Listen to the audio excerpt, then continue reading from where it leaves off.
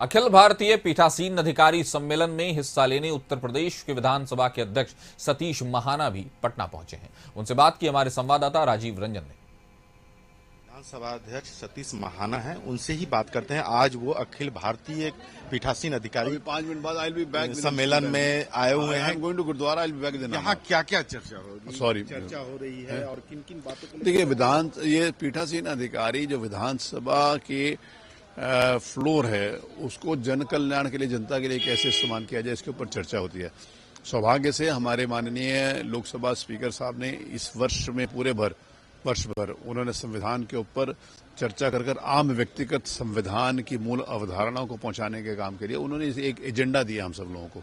उसी के ऊपर आज चर्चा हो रही है कि विधायिका और विधानमंडल किस प्रकार से इस बात के लिए उपयोगी सिद्ध हो सकते हैं, किस प्रकार मजबूत हो सकते हैं कि संविधान को हम आम व्यक्ति तक जिस मूल अवधारणा के साथ संविधान की संरचना करी थी हमारे देश के उन महापुरुषों ने, जिन्होंने देश की आज़ादी के लिए भी लड़ाई लड़ी और देश की आज़ादी के बाद एक सपना देखा कि हमारा देश, हमारा भारतवर्ष कैसा हो, तो उसके अनुरूप ये देश बने, उसके ऊपर यहाँ पर चर्चा होती है। एक चीज आया बात की सत्र कम, बैठकें कम हो रही हैं और समितियों को अधिकार ज्यादा देने की बात। समितियों के पास अधिकार है, उनका अधिकार इस्तेमाल करने की बात है। बहुत सारे राइट्स कॉन्स्टिट्यूशन ने हमारे को दिए हैं।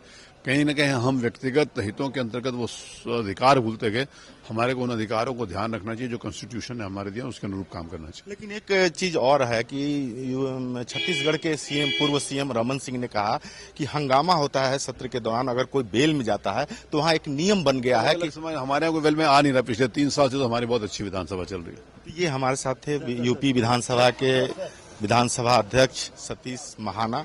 कैमरामैन राजेश के साथ राजीव रंजन, कशिश न्यूज, पटना।